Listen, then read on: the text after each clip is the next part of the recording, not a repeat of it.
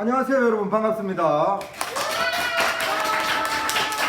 자, 이제부터 본격적인 르네상스입니다.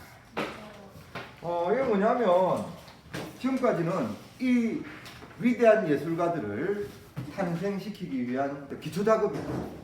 르네상스 초기의 예술가들 이름 한번 이야기해 봅시다. 누구 있습니까? 도나델로, 마사초, 보티첼리, 또 기베르티, 맞았어, 기베르티, 브루넬레스키. 이런 사람들은 르네상스 초기에 르네상스 인본주의적인 정신이 담겨 있는 초창기 미술을 제작했어요. 이 사람들의 정신을 이어받아서 르네상스의 꽃을 피우게 되는 사람이 바로 이 사람들입니다. 레오나르도 다빈치, 그 이름도 유명한 미켈란젤로, 그리고 라파엘로까지 우리는 공부할 겁니다. 알겠죠? 자, 그러면 르네상스 미술의 특징을 한번 딱 우리가 짚고 넘어가겠습니다. 그리스 로마 문화를 회생시키려는 고전주의의 부활적 성격을 지니고 있었다. 이게 뭐냐? 신중심의 시대였던 중세가 이제 끝이 났어. 끝이 난다는 것은, 역사가 끝이 난다는 것은 오늘 끝, 내일 시작, 이게 아닙니다. 흐름이 이렇게 물 흐르듯이 흘러가고 섞여가는 거예요. 그래서 거의 종식되어지고 인본주의적인 정신, 인간을 위주로 생각하는 이런 정신이 서서히 꿈틀거리면서 초창기부터 딱 올라와서 요 시대에 지금 꽃을 피우게 된다 이거야. 인본주의 정신은 어디를 토대를 두고 있느냐 이거야. 그리스 시대의 민주주의, 로마 시대의 공화정 정치, 인간을 위주로 했던 시대의 정신과 철학을 토대로 하고 있다 이거야. 그러다 보니까 과학적인 접근 방법들이 굉장히 많이 시도되었다. 해부학이 발달되고 원근법이 발전되고, 레오나르도 다빈치나 미켈란젤로 같은 사람들은 인체를, 즉 인간의 모습을 아름답게 표현하기 위해서 정말 인간을 알고 싶었던 거예요. 그래서 실제로 레오나르도 다빈치는 시체를 32구나 해부를 해봅니다. 요즘 외과 의사들 32구 해부한 사람 있겠나? 없습니다. 미켈란젤로도 시체를 여러 구 해부해보고 골격의 모양과 근육의 모양, 이런 것들에 대한 완벽한 지식들을 습득한 상태에서 예술을 했다는 거예요. 이런 친구들이 있어서 선생님이 요 복도에다가 르네상스의 미술품들을 걸어놨어. 예를 들어 이런 거, 뭐야, 그 보티첼리의 비너스의 탄생. 1학년 학생들은 이렇게 이야기해요. 선생님, 너무 야해요. 눈을 뜰 수가 없어요. 이렇게 이야기해요. 근데 3학년이 딱 되면 선생님한테 배운 게 있기 때문에 저거는 예술작품이다. 그게 예술작품이잖아. 맞아요. 보티첼리가 인간의 아름다움을 표현하기 위해서 저렇게 그린 거다. 맞나? 맞아요. 중세에 빨가벗겨 놓은 사람은 그릴 수 있었나? 아니요. 절대 아니야, 그지? 인간의 모습, 인간 본연의 모습을 탐구하기 위해서 벗겼다라고 할 수 있습니다. 알겠죠? 미켈란젤로도 마찬가지고 레오나르도 다빈치도 마찬가지였어. 그렇게 인간의 모습의 아름다움을 정말 탐구했던 시대였다. 그래서 여러분들은 그렇게 뭐 비너스의 탄생이나 이런 작품을 봐도 예술품으로 보잖아. 맞나? 맞아요. 아닌가? 그쵸. 그치. 근데 그리스 로마 시대의 이 고전주의는 아주 우아하고 균형적이며 단정한 아름다움을 가지고 있었어. 그거를 습득하다 보니까 우아하고 단정한 아름다움을 필력물 한 것이 되었다.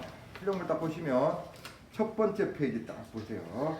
자, 딱 보시면 할아버지들 3명, 어린애 하나, 할아버지 둘이 돼 있네. 이분들이 누굴까? 이름을 한번 적어보세요. 선생님이 이렇게 해서 제목만 적어줬어. 제목 적고 옆에 적힌 글을 전부 다 학생이 적어야 됐어. 요번 학년도에는 선생님이 한번 거꾸로 생각해 봤어요. 내용을 적어놓고 이 친구들에게 맞추게 해보자. 요게 더 좋은 것 같지 않니 얘들아? 네. 여러분이 많이 편리해졌죠, 그지? 네. 그래서 그런 선생님의 손가락의 노고에 감사한 마음을 가지면서 눈으로 보는 3차원의 세계를 2차원 표면으로 옮길 때 일정한 시점에서 본 그대로 멀고 가까운 거리감을 느낄 수 있도록 표현하는 회화 기법이 무엇입니까? 공문법. 인물과 배경의 경계, 색상 간의 경계를 반복적인 붓질이나 손가락으로 이렇게 문지릅니다. 문질러서 그릿하게 만들면서 은은하면서도 신비로운 느낌을 꾀하는 회화 기법이 뭡니까? 스포마토 기법. 어떻게 알았어? 르네상스와 바로크 시대에 많이 그려진 벽화를 일컫는데 석회, 석고 등으로 만든 회벽이 건조되기 전에 물질로 되어 있는 안료로 가지고 빠르게 작업을 해서 채색을 해서 그게 같이 건조되면서 회벽 속에 딱 굳어져 버리는 이런 회화 기법을 뭐라 그러지? 프레스코 벽화. 회화에 자연 안료를 이렇게 이겨가지고 달걀을 고착제로 씁니다. 달걀을 흰자, 노란자 분리하고 그러고 흰자하고 노란자 섞은 거 분리하고 이래가지고 달걀을 찍어가지고 광물질로 되어 있는 안료하고 섞어서 그림을 그렸던 벽화로도 그리고 목판에도 그리고 그랬었어요. 이 기법이 무엇일까? 템페라와 맞습니다. 달걀 나오면 바로 템페라. 이제 우리는 이러한 기본적인 르네상스 회화의 기법을 알고 대가들을 안 만나보겠습니다. 진짜 대단한 대가를 여러분들이 이제 만나게 됩니다. 누구? 바로 이분입니다. 레오나르도 다빈치. 2007년도에 네이처지라는 과학 잡지에서 전 세계적으로 유명한 잡지 아이가 그죠? 맞지? 혹시 네이처지 모르는 사람 손 내려봐. 다 알지 그지? 인류 역사상 가장 창의적인 천재가 누구냐? 라는 것을 이렇게 순위를 매겼어. 1등이 누구였을까요? 레오나르도 당연히 이분이야. 레오나르도 다빈치 선생님. 한 인간으로서 가져야 되는 역량 자체가 대단한 사람이었어요. 그 레오나르도 다빈치 선생님이 몇 년도 태어났을까? 이분이야. 나이가 드셨을 때 이렇게 그림. 좀 젊었을 때 그림. 선생님 볼 때 젊었을 때는 제법 미남형이었어. 들리는 일화에 의하면 키가 1m 90한 5cm 정도 되고 그러고 목소리 잘생기고 패셔니스트였대. 이 시대에 봐라 이런 헌팅캡이야. 이거 빵모자 같은 거 탁 쓰고 다니면서 온갖 폼을 다지기면서 이렇게 옷도 이렇게 벨벳 재질, 고급스러운 재질의 옷을 잘 입고 피렌체 시내를 걸어 다녔다라는. 많은 여자들이 레오나르도 다빈치를 흠모했으나 레오나르도 다빈치는 비혼주의자였다. 평생 혼자 갔습니다. 오로지 자기가 사랑한 것은 예술과 과학 이런 거예요. 자 여러분, 레오나르도 다빈치 선생님은 1450년 4월 15일 날 피렌체 공화국 빈치에서 태어나시고 1519년 5월 2일 날 프랑스 왕국 앙부아즈에서 돌아가십니다. 왜 피렌체 공화국 사람이 프랑스로 갔을까? 프랑스 왕이 그 그림 그려달라고 해서 그래서 갔다가 이제 거기서 그림 그리시다가 생을 마감하시. 이야 비슷했다. 어떻게 알아? 박수 한번 치라. 그 정도 추리력이면 천재적이야. 아주 정답은 아니야. 자 선생님 정답을 말씀드릴게요. 프랑스에서 이 시기에 아주 젊은 왕이 하나 즉위를 합니다. 이 왕은 나이가 20살이었어. 이름이 프랑소와 1세야. 프랑소 1세가 딱 즉위하면서 자기의 영토를 프랑스를 넓히고 싶었어. 그래서 알프스를 넘어서 이탈리아를 정복하러 가는데 군대를 끌고 이탈리아 딱 가니까 먼저 피렌체에 딱 들어가니까 깜짝 놀랐어. 두오모 대성당, 미켈란젤로의 조각, 기베르티가 만든 문짝, 도시 전체가 하나의 예술품. 너무 아름다운 거예요. 자기는 프랑스가 문화의 최고 퀄리티가 높은 정주국이라고 자부하고 살았는데 여기서 완전 무너집니다. 그래서 결심한 거예요. 이 예술품들을 전리품으로 재배할 게 아니고 이 예술품들을 제작하는 최고의 대가 중에 한 분을 프랑스로 모시고 가겠다라는 결심을 하고 제일 첫 번째 미켈란젤로 선생님한테 갑니다. 젤로 선생님, 저와 함께 프랑스로 가셔가지고 나의 프랑스를 좀 더 아름답게 만들어 주시겠습니까? 미켈란젤로 어떻게 했을까? 거절했어요. 나는 여기서 할 일이 많습니다. 미안하지만 당신 따라갈 수 없습니다. 거절합니다. 그래서 이 젊은 왕이 이제 다시 결심합니다. 그러면 레오나르도 다빈치 선생님한테 가보자. 이렇게 결심하고 레오나르도 다빈치 선생님한테 딱 가가지고 정중하게 이야기합니다. 레오나르도 다빈치 선생님, 저와 함께 프랑스로 가서 프랑스를 위해서 일해 주신다면 선생님을 제가 아버지로 모시겠습니다. 대부로 모시겠다. 파격적인 대우를 약속합니다. 20살짜리 왕이, 아주 젊은 왕이 패기차게 와가지고 레오나르도 다빈치에게 정중하게 파격적인 대우를 약속하면서 갈 것을 간청할 때, 레오나르도 다빈치의 나이가 그때 60살이었어요. 60살이었는데 그때 레오나르도 다빈치 상황이 어땠냐면 교황청하고도 거리가 좀 생겼고, 그리고 또 메디치가하고도 거리가 좀 생겨서 슬럼프에 빠져 있는 상태였어. 그러다 보니까 레오나르도 다빈치 입장에서는 이 제안이 아주 마음에 들어요. 그리고 또 딸린 식솔도 없어요. 비혼주의자잖아요. 그래서 가자, 프랑스로 갑니다. 프랑스로 딱 가서 왕은 레오나르도 다빈치한테 대우를 해줍니다. 어떻게? 왕궁 옆에다가 3층짜리 저택을 지어줍니다. 이름이 크루저택이야. 아직도 남아있어. 크루즈가 아니고 크루저택. 왕궁과 지하터널로 연결해 놓습니다. 그래서 왕이 레오나르도 다빈치 선생님 보고 싶을 때는 잠옷바람으로 지하터널을 통해서 그쪽 크루저택으로 갈 수 있도록 만들어. 그리고 레오나르도 다빈치는 프랑스를 위해서 성도 설계하고 건설해주고, 다리도 설계하고 건설해주고, 그림도 그리고, 이렇게 10년간 프랑스에서 일을 합니다. 왕은 레오나르도 다빈치가 너무 좋은 거야. 그래서 아버지로 모시는 거지. 실제로 레오나르도 다빈치 선생님이 돌아가셨을 때 왕이 레오나르도 다빈치를 안고 아버지라고 외쳤대. 심지어 아버지라고 외치는 게 프랑스 말로 몽세레, 이렇게. 아버지가 남긴 유산 중에 정말 중요한 유산, 자기하고 상담할 때, 늘 대화할 때 항상 그리고 있던 그림, 추억 속의 그 그림, 그 그림이 뭐야? 바로 모나리자야. 모나리자를 프랑스와 열세가 상속받게 되겠지. 프랑스와 열세는 모나리자를 프랑스에서 제일 좋은 궁전인 르브르에다가 걸어놓습니다. 그 자리가 모나리자에 계속되는 자리다. 그 자리. 그리고 한 2차 대전 한 끝날 때쯤 한번 이탈리아의 어떤 도둑놈이 모나리자를 르브르에서 째려갑니다. 난리 났어, 세계적으로. 그렇게 훔쳐간 모나리자, 전 세계 신문에 크게 뜯습니다. 모나리자 사라졌다. 프랑스의 국보가 사라졌다. 난리 난 거야. 그런데 한 2년 있다가 이탈리아 암거래 시장에 모나리자가 나타납니다. 그걸 프랑스 정보통이 캐치하겠지, 그지? 딱 캐치해가지고 국제재판이 벌어집니다. 프랑스와 이탈리아 간에. 모나리자가 어느 나라 거고? 국제재판 누가 이기겠어? 프랑스. 프랑스가 이겼겠지, 그지? 당연히. 그래서 다시 가져와서 러브레 다시 그런 거예요. 이런 소동이 있음으로 해가지고 모나리자의 가격은 올랐어요. 천문학적인 숫자가 돼. 이해하겠지?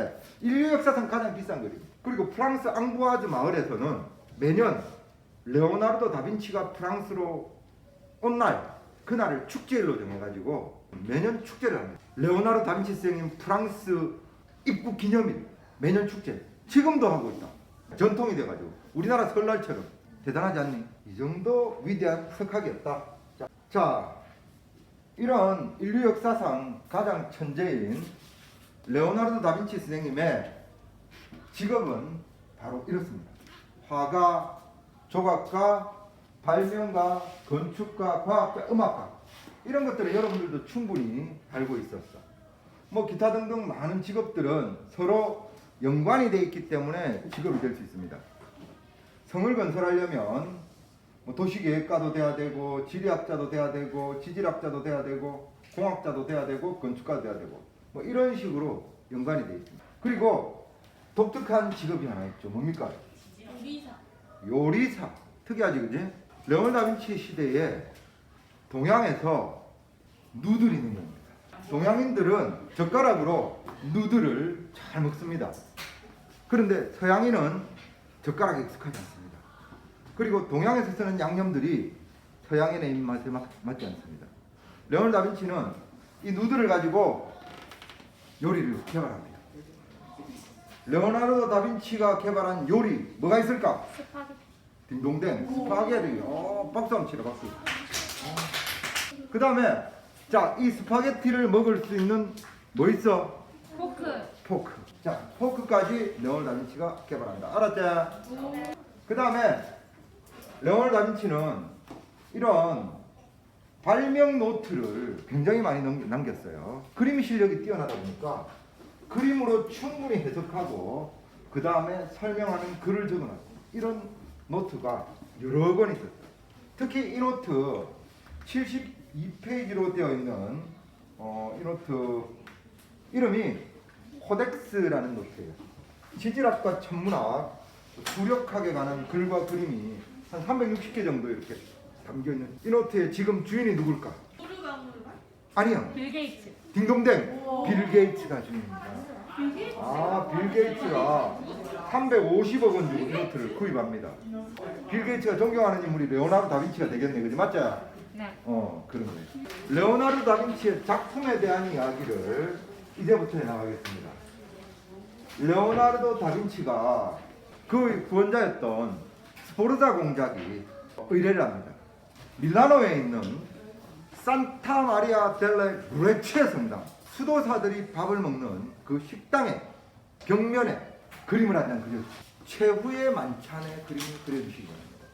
예수님이 자기 12제자하고 바로 돌아가시기 전날 밤에 먹었던 만찬, 그 장면을 하나 그려주세요 라고 의뢰합니다. 레오나르도 다빈치는 이 의뢰를 받고 피렌체에서 밀라노로 갑니다. 이때 작업 과정이 어떻게 되냐면 이런 그 인물화를 그릴 때 모델을 데려와서 그 모델을 보고 이렇게 그림을 그려야 됩니다. 그러다 보니까 이 그림을 계획할 때 각 인물들의 성격 특성과 매치되는 모델을 찾으려고 밀라노 시내를 돌아다닙니다. 제일 첫 번째 모델 한 명 찾았어요. 예수님의 이미지와 너무 흡사한 그 청년을 만납니다. 그 청년을 데려와서 예수님의 얼굴을 그리고 그 청년을 모델로 해서 그림을 그렸습니다. 그리고 이 그림은 한 4년 정도 걸리는데 그 기간 동안에 많은 모델들을 써서 이렇게 각각 12제자들을 그리게 됩니다. 그리고 마지막에 한 명이 남았어. 제일 고민이 되는 제자가 한 명 있었어. 그 이미지를 찾기가 굉장히 힘들었던 거야. 그 마지막 제자가 누구였을까? 예수님이 이렇게 이야기하죠. 이 중에 한 명이 내일이 되면 나를 팔 것이다. 누굴까? 예수님을 팔았던 제자. 유다. 누구 방금? 박수 한번 치라. 박수. 유다죠. 유다의 얼굴이 이미지가 잘 안 떠올랐던 거예요. 그래서 밀라노 시내를 이렇게 배회하고 있었는데 시내에서 약간 배신자스럽고 좀 피폐하고 약간 그런 느낌의 청년을 하나 만납니다. 그리고 걔를 다독여가지고 데려와서 유다의 모델로 이렇게 씁니다. 그런데 다 그리고 나서 붓을 놓고 뒤에 가서 딱 이렇게 감상하니까 저 청년이 누구였더라? 어디서 본 것 같아? 누구였을까? 아파요. 아니야. 유다. 아니야. 레오나르도 다빈치. 아니야. 유리조세.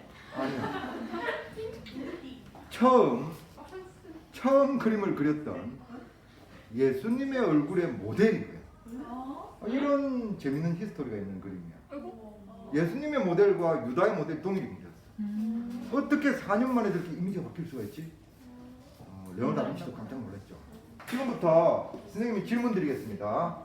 자, 이분은 누구를 그린 거지? 예수님이. 자, 이분은 누굴까? 칼스트리스. 이분은 누굴까? 이분은 누굴까? 이분은 누굴까?